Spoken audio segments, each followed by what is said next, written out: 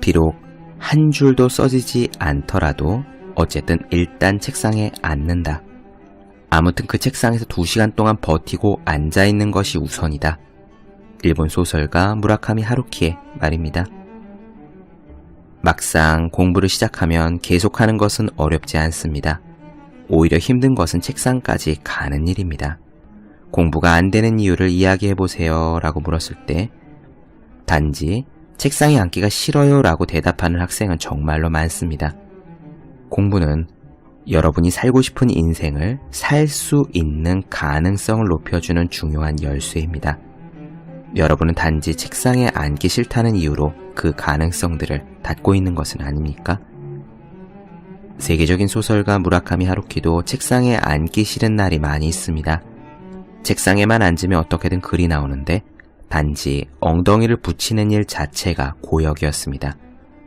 이 딜레마를 해결하기 위해 하루키는 특별한 규칙을 만들었어요. 바로 매일 일정한 시간을 같은 책상에 앉아 있는 겁니다. 글이 나오지 않는다고 해서 굳이 스트레스를 받지는 않습니다. 대신 다른 일, 이를테면 낙서를 한다거나 음악을 듣거나 하는 것은 금지입니다. 글을 쓸 때와 똑같은 태도로 집중력을 발휘하며 단지 앉아만 있는 겁니다. 그러다 보면 반드시 어디 한번 써볼까 하는 마음이 슬며시 든다고 하루키는 말했습니다. 여러분 역시 공부가 하기 싫다면 하루키의 조언을 들어봅시다. 일단 앉고 보는 겁니다. 공부를 안 해도 좋으니 적어도 엉덩이에서 지지는 맙시다. 그러다 보면 여러분에게도 찾아옵니다. 어디 한번 해볼까? 라는 마음이 말입니다. 365 공비타민 앉으면 이긴다 의 한 대목으로 시작합니다.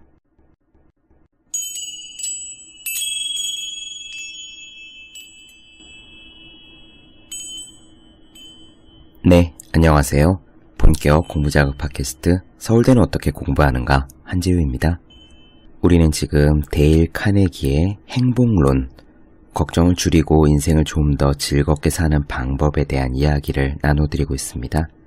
지금까지는 하루하루를 충실히 살아라 라는 이야기, 그리고 문제거리에 봉착하면 최악의 상황을 감수한 뒤에 거기에서부터 나아가는 방향으로 생각을 돌려봐라 라는 그런 말씀을 드렸죠. 오늘도 또 한 가지 유용한 조언을 드릴 수 있을 것 같습니다.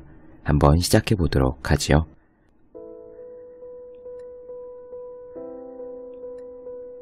노벨의학상을 받은 알렉시스 카렐 박사는 걱정과 싸우는 방법을 모르는 사람은 단명한다 라고 말을 했답니다.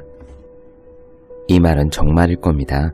실제 연구 결과요, 우리가 마음에 스트레스를 받으면 그것이 진짜로 신체에 생리적인 고통을 준다라는 것이 확인이 되었다고 해요. 이를테면 누군가와 싸웠다든가 상사로부터 안 좋은 얘기를 들었다든가 사랑하는 사람과 헤어졌다든가 이런 여러 가지 상황에 부닥치면 우리가 마음이 막 힘들고 그렇잖아요.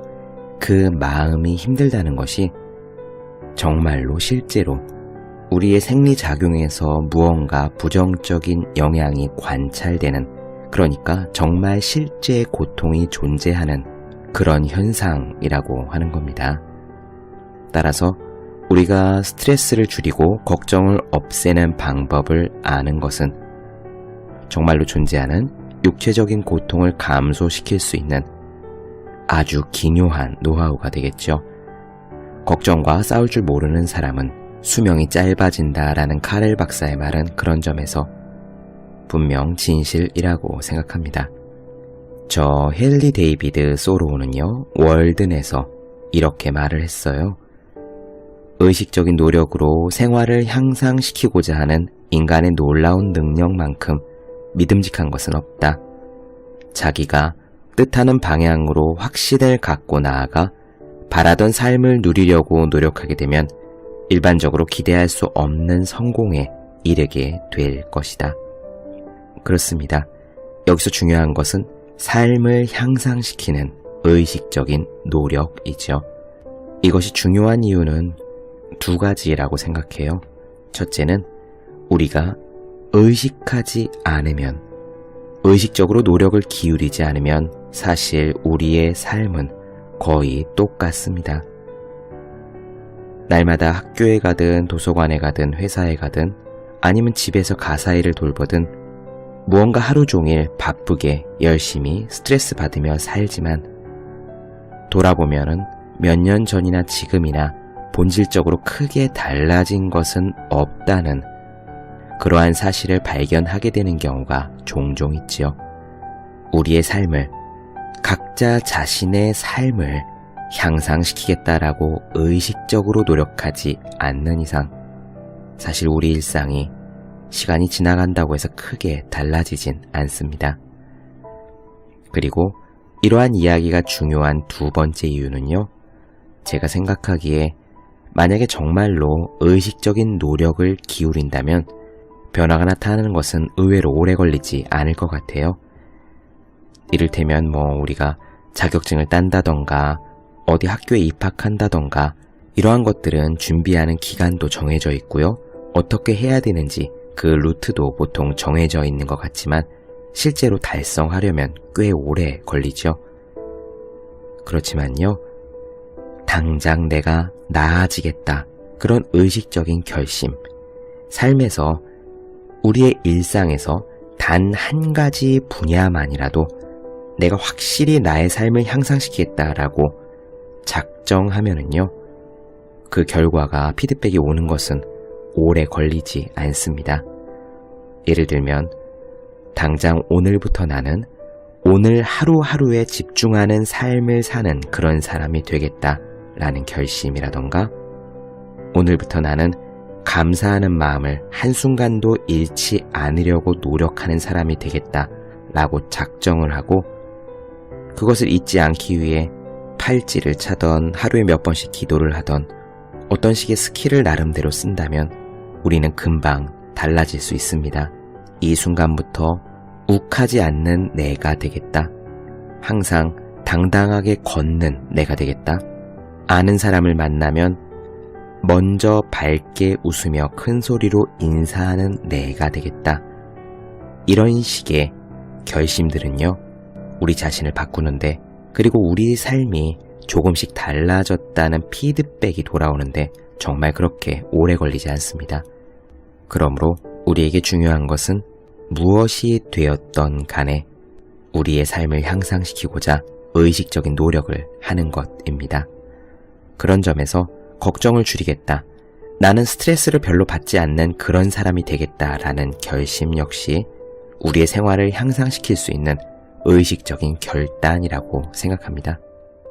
오늘 말씀드릴 내용은요, 걱정을 분석하고 해결하는 기법이라는 부분입니다. 데일 카네기는 이렇게 말했어요. 걱정을 해결하려면 3가지 기본 단계를 알아두어야 한다고요. 첫째는 사실을 파악하라. 둘째는 사실을 분석하라. 셋째는 결정하고 그것을 실행하라 입니다. 그러니까 사실을 파악하고 분석한 뒤에 해결책을 결정하고 실행하라 라는 거죠. 일견 너무 뻔한 이야기처럼 그렇게 보일 수도 있습니다.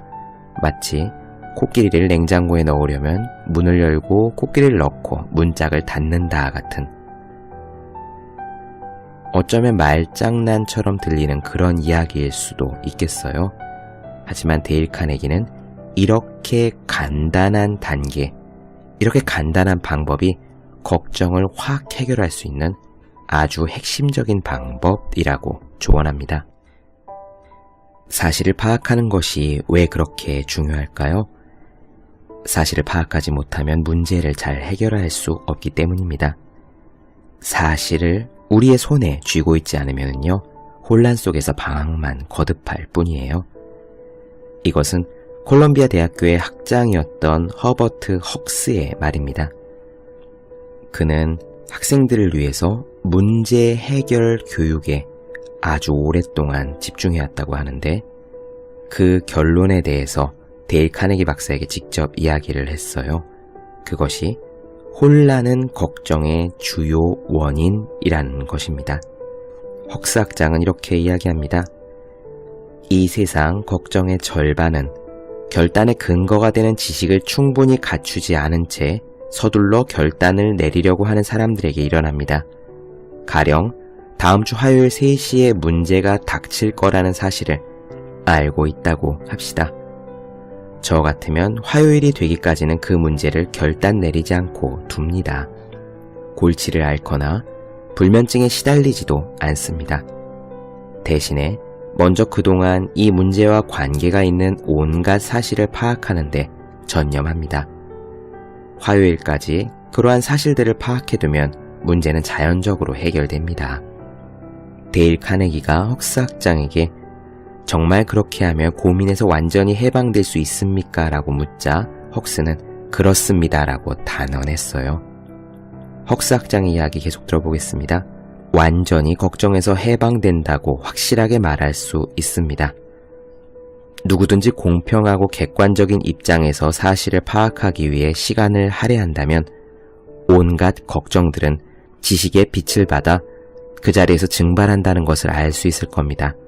즉 누구든지 공평하고 객관적인 입장에서 사실을 파악하기 위해 시간을 할애한다면 모든 걱정들은 사라지게 된다는 말이죠. 토머스 에디슨이 이렇게 말하지 않았습니까? 생각하지 않고 문제를 해결할 수 있는 편리한 방법이란 없다라고요. 여기서 헉스 학장이 말한 것의 핵심은요, 공평하고 객관적인 방법으로 사실을 파악해야 한다는 점에 있습니다. 이 걱정거리라는 것은 바로 우리 자신의 일이기 때문에 공평하고 객관적으로 사실을 파악하기가 절대로 쉬운 일이 아니죠. 우리의 걱정은 감정을 날카롭게 만들어서 객관적으로 상황을 볼 수 없게 만들기 때문입니다. 그래서요, 데일 카네기는 문제를 벗어나 사실을 분명하고 객관적으로 관찰하는 데 도움이 되는 2가지 아이디어를 제시합니다. 어디 한번 볼까요?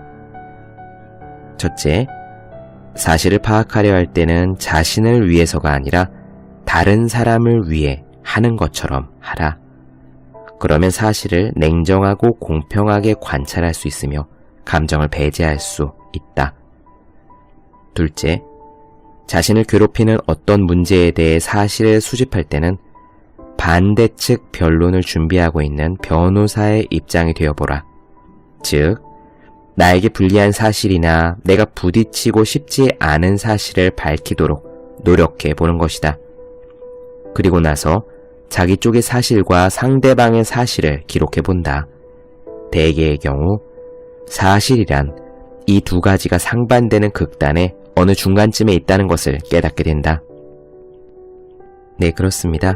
데일 카네기는요, 이렇게 요약해요. 요점은 결국 당신이든 나든 아인슈타인이든 그리고 미국의 최고 재판소이든 간에 사실을 먼저 파악하지 않고는 어떤 문제에 대해서도 현명한 판단을 내릴 수 없다는 거다라고요.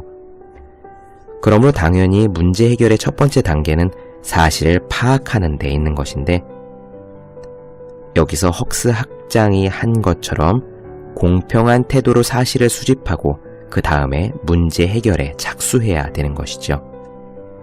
공부에 있어서건 일에 있어서건 인간 관계에 있어서건 우리가 목표를 잡을 때 이러한 방법은, 이러한 관점의 이동은 제법 유용하다고 저도 생각합니다. 나의 입장에서 나의 문제를 보는 것이 아니라요, 내 친구의 입장에서, 그러니까 제3자가 되어 나를 보는 거예요. 이를테면 만약에 우리 친구 중 한 명이 우리에게 어떻게 하면 토익 점수를 올릴 수 있을까 라거나 어떻게 하면 저 일에서 성공을 거둘 수 있을까 라고 조언을 구했다고 쳐봐요. 그러면 우리는 그 친구에게 이렇게 해라, 하루에 몇 시간 강도 높게 노력해라, 그런 열매를 거두기 위해서 그 정도 노력을 안 하고 되겠느냐 라면서 아주 날카롭게 지적할 수 있을 겁니다. 예를 들어 우리 주변에 있는 친구 누군가가 우리에게 살을 빼고 싶은데 몸무게가 도저히 안 줄어 라고 불평을 한다 쳤을 때, 우리가 만약 조언을 한다면 당연히 음식 먹는 것을 줄이고 야식을 끊고 당장 운동을 시작해서 하루에 1시간 이상 강도 높게 땀을 흘리고 지금 너의 일상생활 습관 중에서 살을 찌게 만드는 것들을 모두 싹 바꾸어 버려라 라고 제법 매몰차게 조언할 수 있잖아요.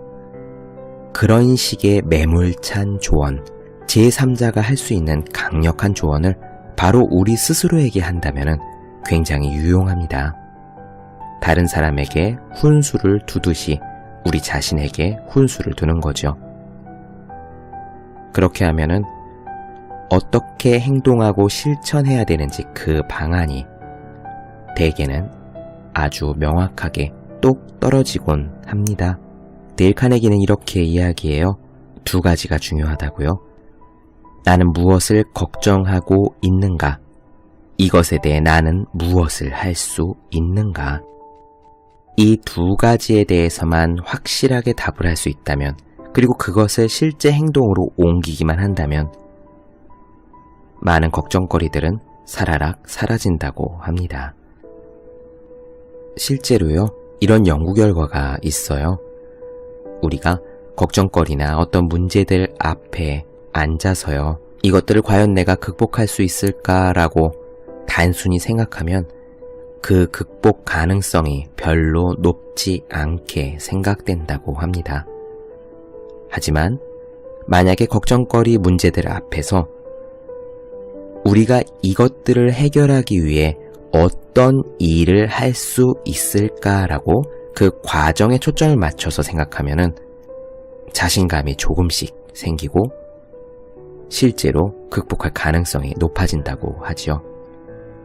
예전에 제가 이 팟캐스트에서 우리는 우리의 생각보다 유능하다라는 말씀을 드린 적이 있었는데 거기에 나오는 실험 이야기입니다. 다시 한번 간략히 언급하면은요, 하버드대 심리학과 교수 엘렌 랭거가 1983년에 진행했던 실험이거든요. 참가자들에게 까다로운 상황을 하나씩 알려주고 그들이 그 난처한 입장에 처한 당사자라고 그렇게 생각하게 했습니다. 참가자들이 상상해야 했던 까다로운 상황들을 몇 가지 예로 들자면 이런 식이에요. 2명이 서로 너무너무 적대감을 갖고 있는 위원회에 3번째 멤버로 참여한 경우, 어떤 파티가 아주 즐겁게 펼쳐지고 있는데 거기에서 정말 매력적이고 내 이상형처럼 생겼지만 아주 굉장히 차가워 보이는 이성에게 말을 걸어야 하는 경우, 혹은 수업 첫 시간에 학급 학생 40-50명 전원의 이름을 외우라는 요청을 받은 경우 같은 겁니다. 그리고 이 엘렌 랭거의 실험지는 참가자들에게 2가지를 주문했어요. 첫째, 난처한 상황에서 벗어나기 위해 사용할 전략을 생각해 볼 것. 이것은 과정을 생각해 보라는 거죠. 그리고 둘째, 그 전략의 성공 가능성을 0점에서 100점까지 매겨볼 것입니다. 그런데 엘렌 랭거는요, 이 2가지를 가지고 재미있게 실험을 설계했어요. 전체 참가자를 둘로 나누어서 그중 절반에게는 먼저 전략부터 떠올리도록 요구한 후에 성공 가능성을 물었고요. 나머지 절반에게는 성공 가능성이 몇 점이겠느냐라고 물은 후에 전략을 떠올려 보도록 했습니다. 그러니까 이를테면 파티에서 매력적이지만 차가워 보이는 이성에게 말을 걸어야 하는 상황이라고 했을 때 한쪽 집단에게는 어떤 전략들을 구사할 수 있을까라고 방법들을 많이 이야기해보라고 한 후에 당신의 성공 가능성은 몇 점입니까? 라고 물은 거고요. 나머지 절반에게는 당신의 성공 가능성은 몇 점입니까? 라고 물은 다음에 방법들을 떠올려보라고 제시한 거예요. 물론 연구진들은요, 참가자들이 지혜를 동원하여 짜낸 상황 타개 전략 따위에는 아무 관심이 없었습니다. 그들은요, 2 집단 가운데 어느 쪽이 자신들의 성공 가능성을 높게 생각하느냐에 관심이 있었죠. 똑같은 사람이고 똑같은 상황입니다. 그런데 놀라운 일이 일어났어요. 상황을 타개할 전략부터 떠올리고 그 다음에 성공 가능성을 물은 집단이 다짜고짜 성공 가능성부터 물은 집단보다 자신의 성공 가능성을 훨씬 높게 매겼다라는 겁니다. 이 실험의 결론은 간단해요. 어떤 문제에 봉착했을 때 내가 이것을 극복할 수 있을까 없을까를 가지고 고민하기 전에 나는 어떤 방법을 취할 수 있을까부터 떠올린다면은, 그리고 나서 자연스럽게 성공할 수 있을까라고 스스로에게 물어본다면은 그 성공 가능성이 훨씬 높게 느껴진다라는 겁니다. 문제에 대한 성공 가능성이 높다고 판단되면 우리의 걱정과 스트레스는 상당 부분 사라질 수 있겠죠.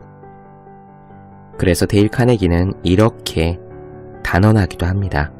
고민의 50% 정도는 일단 명확한 결단을 내림과 동시에 소멸되고, 나머지 한 40% 정도도 그 결단을 실행에 옮김으로써 사라져 버린다라고요.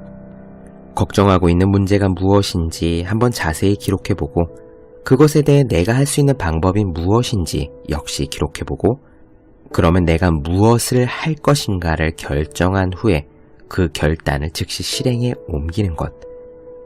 이 고민과 문제가 나의 것이 아니라 내 주변 지인의 것이라고 생각하고 내가 조언과 훈수를 둔다라는 객관적인 입장에서 이러한 단계에 임해보는 것.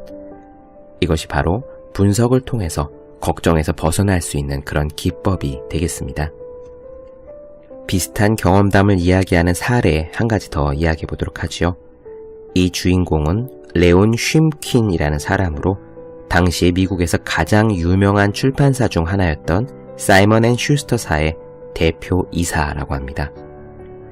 레온 쉼킨 씨의 체험담 읽어보도록 할까요?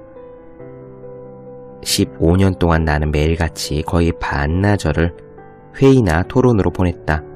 이걸 할까 저걸 할까 혹은 아주 그만둬 버릴까. 회의는 꼬리에 꼬리를 물고 잇따랐지만 아무리 해도 끝이 없었다. 그러다가 밤이 되면 완전히 녹초가 되었다. 죽을 때까지 나는 이렇게 일해야 되지 않을까라는 끔찍한 생각도 들었다. 무려 15년 동안이나 이런 일을 해오면서도 달리 좋은 방법이 있으리라고는 미처 생각해내지 못했던 것이다. 그런데 나는 어느 순간 나의 걱정거리들을 분석하면 이러한 문제들을 일거에 해결할 수 있다고 그런 생각이 문득 들었다. 정말 하늘이 계시를 내려준 것 같은 그런 순간이었다. 바로 그 순간 이후 나는 벌써 8년 동안이나 이 방법을 실행해오고 있는데, 그것은 놀라울 정도로 능률과 건강, 행복을 가져다 주었다. 아주 간단한 방법이다. 첫째로 15년 동안 회의에서 써왔던 갖가지 절차들을 모두 폐지해버렸다. 그리고 동료나 부하 직원들이 실패했던 상황들, 문제거리들을 보고한다면 나는 딱 한마디, 그러면 이제 어떻게 할 겁니까? 라고 한마디를 물음으로써 회의를 끝냈다. 둘째로, 새로운 규칙을 만들어서 나에게 문제를 보고할 사람은 우선 다음에 4가지 물음에 대답할 수 있는 메모를 미리 만들어서 제출하게 했다. 그 메모는 이렇다. 첫째, 문제가 무엇인가? 우리는 지금까지 문제의 본질을 구체적으로 알지 못한 채 1시간이든 2시간이든 무모한 의논을 계속했다. 문제의 핵심을 분명하게 적시해야 했지만 그렇게 하지 않은 채 문제에 대한 갑론을박 논쟁만 했던 것이다. 둘째, 그렇다면 문제의 원인은 무엇인가? 지난 회의를 되돌아보면 나는 문제의 근원이 되고 있는 상황을 분명히 파악하려 하지 않고 쓸데없는 회의에만 시간을 허비했다. 셋째, 그 문제를 풀 수 있는 가능한 해결책은 어떤 것들이 있는가? 예전에는 한 사람의 해결책을 하나 제시하면 다른 사람이 나서서 반론을 제기했다. 이런 식이다 보니 모두가 흥분하게 되고 논의의 주제에서 이탈하는 일도 없지 않았다. 회의가 끝나고 보면 문제 해결에 필요한 상황을 기록해서 남길 만한 것은 하나도 남아있지 않은 그런 형편이었다. 마지막 넷째, 그래서 당신이 제안하는 해결책은 무엇인가? 지금까지 나는 어떤 문제에 대해서 공연히 고민만 했을 뿐 문제 해결을 위해 조금도 생각하지 않으면서 내가 제안하는 해결법은 이렇다라고 책임지고 기록해서 제출한 적이 한 번도 없는 사람들과 회의를 해왔던 것이다. 네, 큰 출판사의 대표였던 레온 쉼킨 씨도 그냥 고민을 쌓아 짊어지고 있기만 한 것이 아니라 그 고민의 원인이 무엇인지, 해결책은 무엇인지를 갖다가 구체적으로 그 질문에 대해 답을 해봄으로써 자신이 갖고 있던 15년간의 골칫덩어리에서 벗어날 수 있었습니다. 저는 이 부분을 읽으면서요, 사실 마음 컨트롤에 대한 아주 오래된 조언인 붓다의 고진멸도, 사성제가 떠올랐습니다. 이 고진멸도는 불교 신자가 아닐지라도 고등학교 윤리 시간에 배웠던 그런 내용이죠. 붓다는 마음의 고통이라는 문제를 해결하는 방법을 제시했는데, 이 2500년 전에 제시된 방법이 지금 말씀드린 이 걱정을 분석하는 기법과 본질적으로는 같습니다. 고진멸도 간략히 이야기해 볼까요? 고진멸도 사성제의 첫 번째 고라는 것은 문제를 아는 겁니다. 고통이 있다는 것을 아는 거지요. 문제가 무엇인지를 정확히 아는 것에서, 내가 무엇 때문에 괴로워하는지를 아는 것에서 출발합니다. 그 다음 단계는 집입니다. 집은 그 문제의 원인을 파악하는 거예요. 아까 문제를 알았으니까 이번에는 그 문제의 원인이 무엇인지를 파악하는 그런 순서인 거죠. 붓다는 말하기를 모든 것은 변하는데 변하지 않으려고 하는 집착이 마음에 고통을 주는 원인이다 라고 진단했었습니다.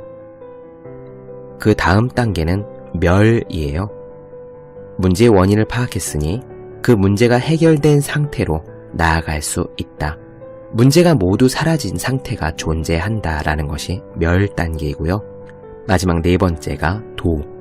그 멸에 이르는 방법, how to를 이야기한 것이 바로 도 단계입니다. 그러니까 우리가 괴로운 상태, 걱정되는 상태가 있을 때 일단 고민이 있다는 것을 인지하고 그 고민의 원인이 무엇인지를 찾고, 원인이 있으니 해결책이 무엇인지를 고민한다면, 그리고 그 해결책을 그대로 실천만 한다면 많은 사람들이 걱정으로 고통받는 그 상태에서 벗어날 수 있다라는 것이 고진멸도의 아주 기본적인 뼈대가 되겠습니다. 데일 카네기의 걱정을 분석하는 기법과 매우 유사하지요. 데일 카네기의 걱정을 분석하는 기법, 다시 한번 읽어드리면서 오늘 시간 마무리하도록 하겠습니다. 첫째, 걱정하고 있는 문제를 자세히 기록한다. 둘째, 그것에 대해 내가 할 수 있는 방법을 기록한다. 셋째, 무엇을 할 것인가를 결단한다. 넷째, 그 결단을 즉시 실행에 옮긴다. 여러분들께서는 지금 어떤 문제로 고민하고 계십니까? 지금 말씀드린 이 네 가지 단계, 문제를 기록하고 내가 할 수 있는 방법을 기록하고 그중 어떤 것을 선택하여 당장 실천하는 것, 이 네 가지 단계를 실시하는 것만으로도 고민의 90%는 즉시 사라진다라고 데일 카네기가 이야기하는데, 한번 실천해 보시지 않으시겠습니까?